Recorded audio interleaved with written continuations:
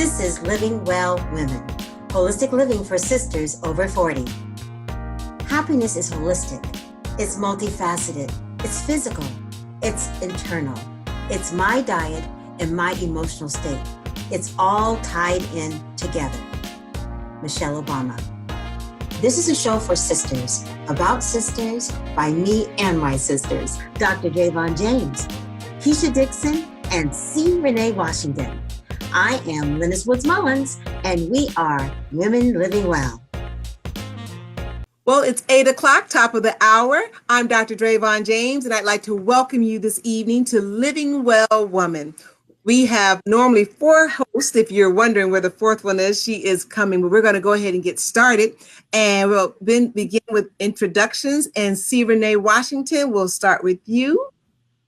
I'm C. Renee Washington, life coach and midlife maven and creator of the Midlife Manifest Sister Mind. 6 months to living and rocking the midlife of your dreams. Awesome. And Keisha Dixon. I'm Keisha Dixon, the Tapping Queen, creator of the Monetize Your Mind Success System and author of Visibility Vixen for Sisters and White Girls Too. I guide women to shatter their internal glass ceiling as they double their income doing what they love. And I am Dr. Javon James, creator of Everyday Peace with Dr. Javon James, where we only have one mission, which is to teach you how to use everything that shows up in your life, the good, the bad, and the in-between, absolutely everything, to create the life of your dreams. I'm a radio host on the Unity Online radio program. I'm the author of Freedom is Your Birthright, and I'm super excited to be hosting tonight's show, Living Well Woman, where our topic tonight is, hold on to your seats. Intimacy after 40. Intimacy after 40. 40 and beyond intimacy. And so I want to, when you hear the word intimacy, I was surprised when I did a Google search on this that intimacy was synonymous with sex. In my mind, they're not synonymous. They really aren't. But, all of my research, every time I put in intimacy after 40, I kept getting sexual activity. So I'm just curious if that's, if I am an outlier on that. Do most people think of intimacy as sexual activity? Because really, I thought of it being closeness and relationship and, not that that's not part of it, but I didn't think of that first. How about you ladies? Was that your first thought? Well, for me also, intimacy is about relationship and how close you are in relationship. And I also do think about sex, right? Because a really good sex life is an intimate sex life. In my mind, in my opinion, a really good sex life is an intimate partnership with your partner, an intimate connection with your partner. Yeah, I thought, it's beyond physical. How about you, C. Renee? Oh, I agree. I absolutely agree. I think about closeness, connection, relationship, and sex is a part of it, but definitely not the whole ball of wax. So. I absolutely felt the same way. So I would, and I did a Webster dictionary, of course, you start there. And it talked about, closeness and relationship. And it said in there somewhere around there that could include sexual activity. So when I think about intimacy after 40, I definitely think of something that is a more solid foundation, that is more than just 2 ships, if you will, passing the night. That is not my idea of an intimate relationship by any, but let me just say this too. I do believe that one could have an intimate relationship that is void of sexual activity. So I don't is right. It's not the cornerstone of what I think of when I think of an intimate relationship. Be that as it may, whatever your definition is of intimate relationship, how are we developing those relationships past the age of 40? When you're in your 20s and you're new, out of college or still in college, there's so many people in your world and new people coming in huge quantities. It seems so much easier maybe then than what it is when you get past the 40s, when maybe your social circle is not what it used to be. And people are sort of in their way already, and they're not looking to build new relationships and all the effort that goes into getting to know a person. How are we doing it? How are people developing intimate relationships 40 and beyond? Any thoughts? Yeah, I recently watched the on Netflix, the movie Juanita. And I know you two watched it as well. And I highly suggest anyone who's watching this broadcast, watch Juanita if you haven't already.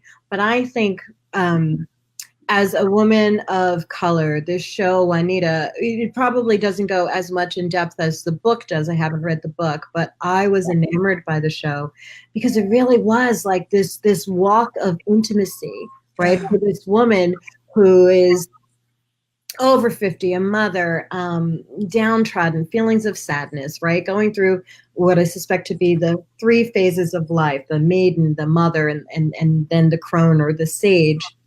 And the way she reconnected and discovered intimacy was by, as C. Renee would say, she let that shit go. She walked away. She walked away from her tribe, found a whole nother tribe, but more importantly, connected with self, connected with herself, and was true to herself probably for the first time in her life. And for me, it so personifies women nowadays, especially particularly women of color, who have entered that crone or sage stage, right? Where us growing up, and we're 50 and over, when we were in the maiden stage, particularly in the United States, we weren't revered as pure, right? I'll speak for myself. I was the little girl wearing the blanket on her head, pretending it was my hair because my hair wasn't revered, right? And then as I entered the mother stage, it was almost as if I couldn't really, intimate relationship, let alone sex, I couldn't really even think about it because all of a sudden I had to become androgynous, right? Be the mother and the father, whether I was married or not. Right? I didn't have the freedom of expression or lack of anxiety and panic and survival mode of how am I going to do this to explore intimate relationships. And now that I've entered this crone sage age, I had to let all that shit go. Yes. And read. Oh, yes. Yeah. And for me, that was so well personified in the movie Juanita. Yeah, and I love that movie too, and I think the movie is universal, regardless, because I hear women, regardless of race, talk about how after a certain stage of life, we become invisible, and for me, it's not so much as becoming invisible as I am always shocked when I engage with someone, a stranger, and they say "ma'am" to me. It still shocks me. And I'm still, who? Are you talking to me? I don't think of myself as a ma'am. And so when I hear that word, it puts me in a space, temporarily, which, when you think about yourself as a sexual being, it's just like, oh no, that's not me. And so I love in that movie that she decided to go out and seek intimacy. And when we were talking about the definition of that, I really think it starts with self-intimacy, that I have the ability to be intimate with myself.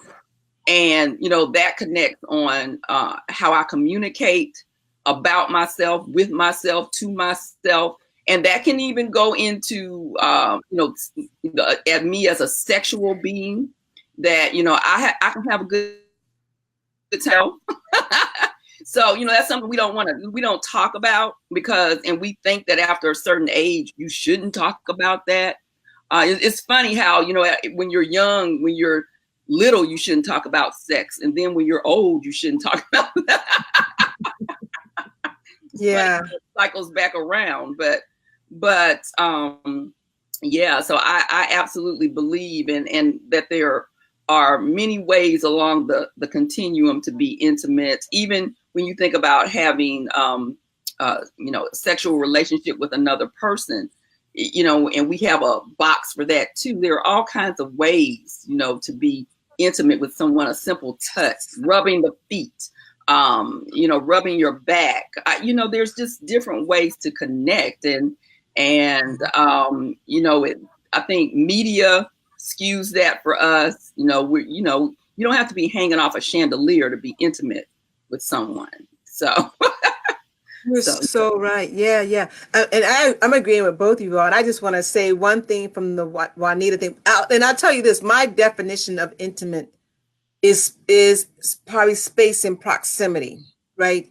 It is closeness and tenderness, right? And so I can understand how that could be extrapolated to include physicality, but it is that closeness and that intimacy and the lack of pretense.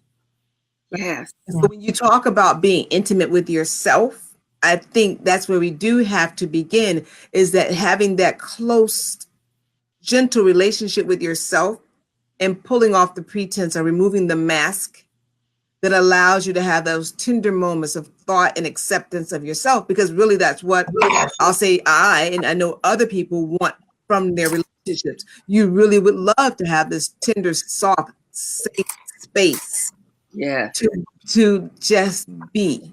Isn't that wonderful, that feeling to just be? Meant without ridicule, just to be. And I think that's what, we talk about intimacy after 40, a lot of times we get in our friendships and we remain there. And I know in my close girlfriend friendships, which are intimate, I say that the best thing about this friendship is that I don't have to worry about my enunciation or any of that stuff. I don't have to worry to present or it's politically correct or what are you going to, because you've known me for over 25, 30 years. Girl, please, that's how I was feeling in that moment. And that because of that intimacy and that closeness, we extend that to each other. And wouldn't it be great to be able to develop those type of relationships at 40, to take off that mask and just be that person? Right. Yes. Taking off. Absolutely. To be that person, just our genuine self. Right. Yes. To be that genuine self everywhere. And I think being a woman of a certain age, I'm kind of getting to that point. I don't know if that's necessarily good in all circles, but it is what it is. Because when you decide to let go of that mask, and I decide to be my intimate self with me, loving and kind to Drayvon, it may mean that I'm going to be less tolerant of, false relationship. Yes. Right? Yes. And I think, and I think age is a box. Oh, hi, Lennis. Are you with us? Can you hear us? I can see her. Hey, Lennis. Hey, Lennis. I think she's frozen. Yeah, she must not be connected yet. But so I wanted to throw in another form of intimacy, because I met my husband. Well, I didn't meet him. I knew him, but we started going out I was 40. I think I was 49. I was 49, and he was in another state. So we had a long distance relationship for several years.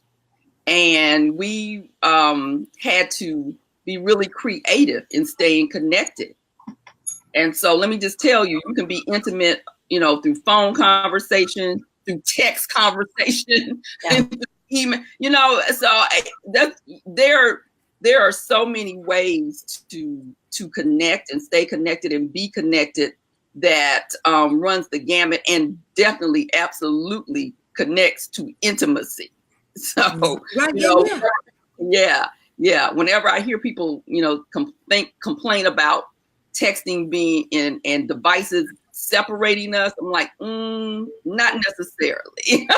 that the devices can keep you connected too, and can be another form of intimacy if utilized in that way.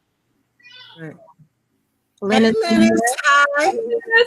I'm so sorry. I was in my car trying to rush here. Apologize for being late. I didn't want to do it in the car. Then I got here and couldn't get the right signal here. I probably was doing better in the car. So I know we're talking about intimacy and just that space and how comfortable. I mean, it's just the idea of being intimate evokes us just a calmness. Right. And how do we do that? How do we do that in new relationships? How are we doing that in 2019? Well, I really didn't think about it until just now when I was kind of doing some research for this topic. I just realized actually I have my own life experience. I forgot about that. When I got married to my second husband, I was 45. And I don't think quite frankly, if I was thinking about getting married in my 60s, I'd probably be even much more paranoid in terms of the way I looked versus how I was looking back then. But I still think I had some, thinking some kind of way because I've had 4 children, and I was 45. And so there was some trepidation about, never mind just, the intimacy in the bedroom, just spending time with another man after having been married for almost 14 years to someone else. And I think for me, one of the reasons why I was able to do that was because my husband was very patient and we were friends another lifetime ago when we were kids growing up. So I had that comfort zone of friendship. The familiarity. Yes. I think as we get older, the idea of being able to marry your friend and not just marry someone who's hot, like we might have been in our 20s or something, is so much more important, because if you have that friendship, then you can weather some of the other things around intimacy. I think establishing friendships after 40, after 50, is a certain kind of intimacy into itself, because you enter into a trust zone at our age when you decide that you're even going to have a male friend, because by that time you've had some experiences, you might be feeling some kind of way. So the idea of having a man in your life and becoming friends with them, that is another form of intimacy. And if you can establish that friendship and trust, then that seems like, to me, at least in my experience, that was the first step towards feeling comfortable about being intimate. Didn't rush into anything because I was so paranoid after being married for 14 years. Yeah, so I think you bring up a very good point. We hadn't touched on, marriages and second marriages and whatever number of marriages, it doesn't really matter. But after the age of 40, I think it does become maybe a little uncomfortable, and maybe we're in a place where trust isn't so free flowing, and vulnerability may be something that we want to decrease because maybe we've been through so much, but that time period. But I think, and maybe you ladies can give me your opinion if you differ or if you don't, but I think at this point in our life too is really the time to cast all caution to the wind as far as vulnerability, because we really know that no matter what another person thinks, says, or believes about us, they are entitled to all of that. However, there's no bearing on who we really are. And that's the wonderful thing of being at this age, is realizing that you are absolutely entitled to your feelings about me, your beliefs about me. It, however, will not define me, because I think intimacy does require that type of vulnerability. Yeah, absolutely. I agree. For the longest time, for almost 40 years or forever, however long I was familiar with intimacy, I thought I had a fear of intimacy, but it turned out I had a fear of vulnerability, like letting my guard down and letting someone truly connect was a big fear. And it was also, while it was a fear, it was also something that I deeply desired. And when I was in my first marriage and my husband cheated on me, he was like a serial adulterer. And the part that bothered me about that wasn't the sex. Like the sex I got that. I don't know why I got it, but I got it in my 20s and 30s. It was the thought that he was sharing himself, his essence, not his penis, but his essence, who he is, with somebody else. And that tore me to my knees, like brought me to my knees. But it took me over 2 decades to understand that vulnerability and allowing yourself to connect with others is really like a superpower. It's really like a strength, and it's not nearly as fearing. It's something to be afraid of as I thought it was. Yeah. My husband and I had a conversation about that, because this is my second marriage, and I told him, I said, okay, so emotional infidelity to me is even worse. I agree, Keisha, because that is the intimacy part. Connecting to someone at an emotional level, I think is, a much deeper, both are not good, but when you connect to somebody emotionally, then yes, that's a whole nother level, because it is intimacy. And so I agree that both as we are talking about how you define intimacy, and we can get so stuck on the physical, and your significant other may have an emotional relationship with someone and you think you're okay because it's not physical, and that's worse. Yeah, but when you said throw caution to the wind, Drayvon, what came to mind was one caution I would not throw to the wind is get tested. If we're talking about physical intimacy, get tested, because that's a huge issue in our age range. The incidence of sexually transmitted diseases is pretty high in our age range because we think we're safe for some reason. We think we don't have to worry about it. And I was going to bring that up because when I didn't think about throw caution to the wind. Throw caution to the wind, but keep common sense close by. And condoms. And condoms. Because I do that, and I got to tell you guys, thank you, Keisha, for saying that vulnerability is a superpower, because I am a person I seek closeness with people, and I put myself out there and seek that in return. And sometimes you're happily surprised, and other times I'm disappointed. But be that as it may, that I'm a person who connects quickly with people. But I will say this, and maybe that's why I don't think about intimacy in terms of physicality, because having been a pharmacist, still a pharmacist, 29 years, I'm amazed when I see people kissing. I'm like, whoa. So not that I am a disease, a phobia person, but I really do think that our health is more important. It is more valuable than money. It is your health is so important. And so with that, keep common sense close by, hold hands a lot longer, really do all the proper testing. I believe in that. I think you can be intimate on so many different levels. That soul connection is the deepest form of intimacy. I agree with you, ladies, that cheating on, infidelity is not the greatest thing, but however you define your relationship, because I hear a lot of people, I've been talking about this topic. And one thing I was surprised to know is that there are a number of women who are 40 and beyond who do not think of monogamy the way we did in our 20s and 30s. Yeah. Oh, you know what? I hear that a lot, and I'm beginning to wonder if a lot of that has to do with people resetting their expectations because they just think that they can't insist upon that anymore. And I think that, if that's something that's really important to you, something that's a core value, then you shouldn't let that go. Because I believe that if it's something that's a core value that you really believe in, then the universe will rise up and conspire to meet that need.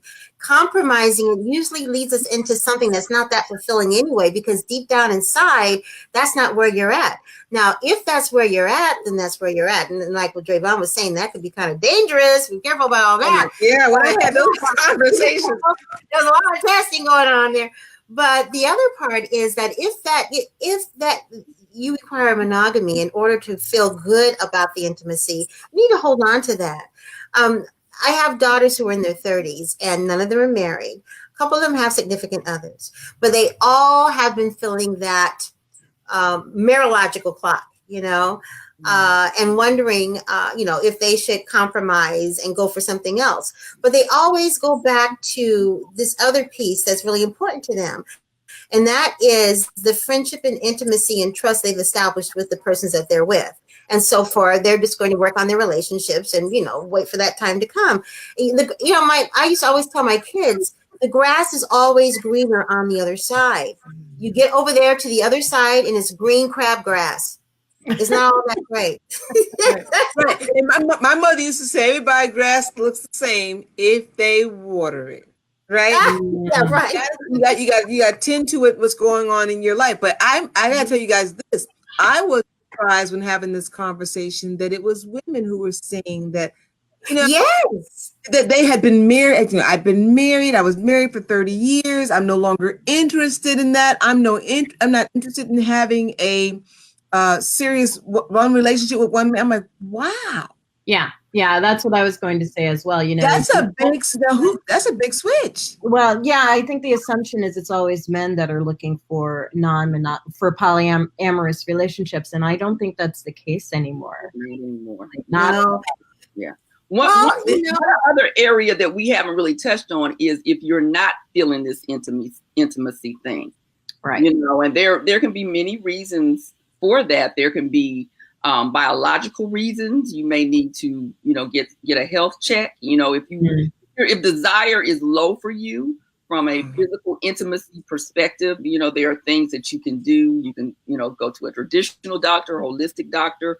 But I was looking at The View today. It was so funny that this came up on the day that we were going to talk about this, because Joy Behar on The View gave the prescription for how to get in the mood for women in our age range. If you're not just feeling it, but your man is, or your significant other is, she said to keep your stomach totally empty that day.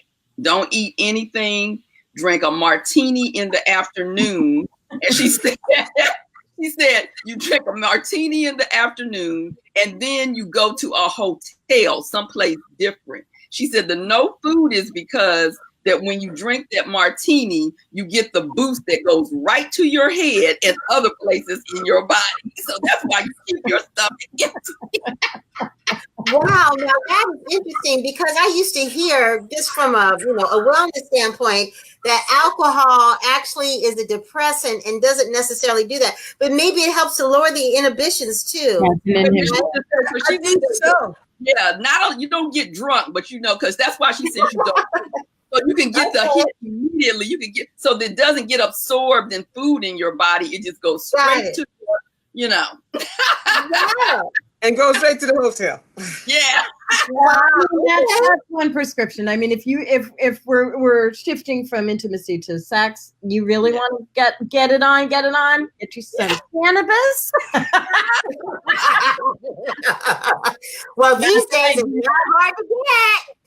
You know what? That's interesting, because intimacy between couples as they get older, friendships and physical and everything else, there's a lot of from a wellness perspective, there's hormonal stuff that's going on, but there are helps. There are things.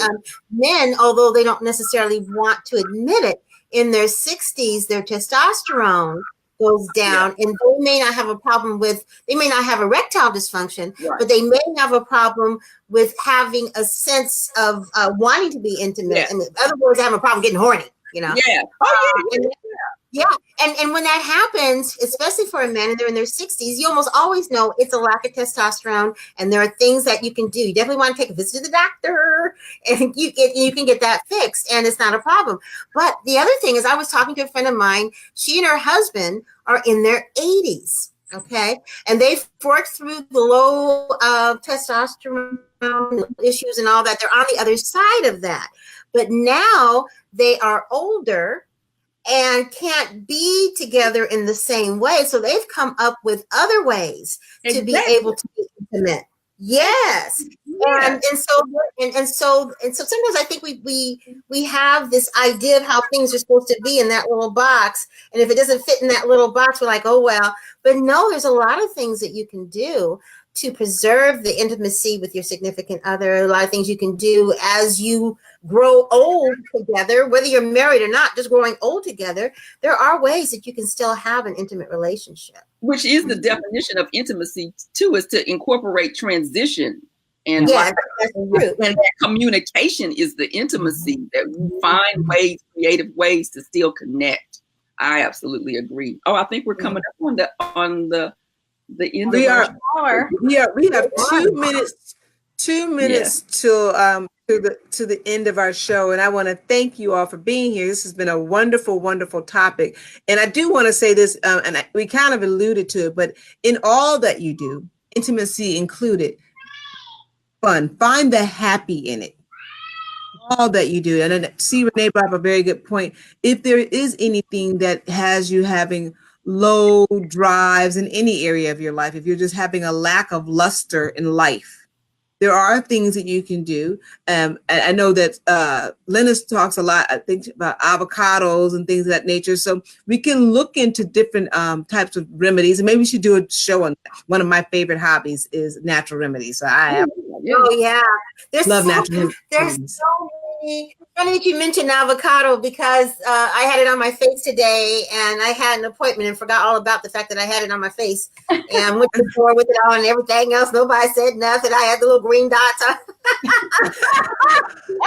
Nobody said nothing. I was like, okay, but yes, there's a lot of natural. We will do a show on natural remedies, and I see that Keisha has put up our link for shows, so you can go there for our replays of all of our shows. Living Well Woman, it's bit.ly/Living Well Woman. Subscribe, so you'll know whenever a new show is uploaded. You won't miss any of our shows. And real quick, we have had a schedule change, and I just wanted to share that with everybody. We are going to be coming on every other Thursday, starting at 5 p.m. Pacific Standard Time, 7 o'clock Central, and 8 o'clock Eastern Standard Time. So just make sure, we'll make sure that we send out the invites and everything, so you'll know ahead of time. It's a small schedule change, but we'll still be coming on just every other week. So we won't be on next week, we'll be on the week after. And I don't have my calendar in front of me. What is that date? Let's see. Calendar. Let's see if I can get March 27th. No. Okay, March 28th. 28th. Okay, great. March 28th, we will be back, and we'll be talking about hobbies. Is that right, ladies? New habits and hobbies. New habits And hobbies. Yes, we're talking about making changes. And please, when you go to visit our page, Living Well Women, send us a message about topics that you're interested in hearing about, things that you've always maybe wanted to talk about with your girlfriends and just haven't had a chance to or never have before. We want to make sure. Sherry, you're so kind. Love you too. Thank you, Renee Festus. Thank you. Yeah. And Birmingham listeners, don't forget about the Self-Love Explosion Tour. Yes. April 20th. Oh, that's right. Tickets are selling. And one more thing. Yeah. I wanted real quick for all of you to share one thing that happened that was really great for you this week.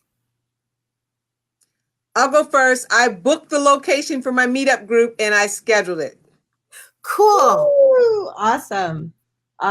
For me, I was scheduled to have a meeting with someone today, and there was a last minute cancellation. Before that, I was going to get a manicure.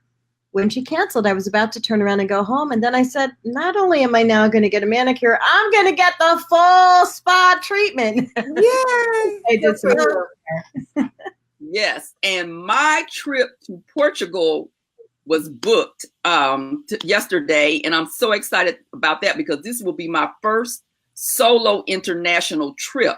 Because I'm going to plan the retreat for my Sistermind women that will be in September. So I am so excited about that because I'm also doing another retreat on how to teach women how to travel solo. So I'm just all excited about this. Oh, that's wonderful. Thank you. Hi, Melanie. How you doing? My celebration is that for the last 2 weeks, I have been feeling some sort of way, and I couldn't figure out what was going on with me. And I kind of shocked myself into realizing that yesterday was the 30th anniversary of my mom's passing. But I'm so glad to say that my sisters, we all got together with my dad, and we've been spending the last couple of days together. That's why I was late. I just left our family thing. And, you know, the passing of a parent is always sad, but my celebratory piece is that I've arrived at a place finally after 2 weeks of trying to figure out what was wrong with me, that I was so blessed to have had her for the time that I did.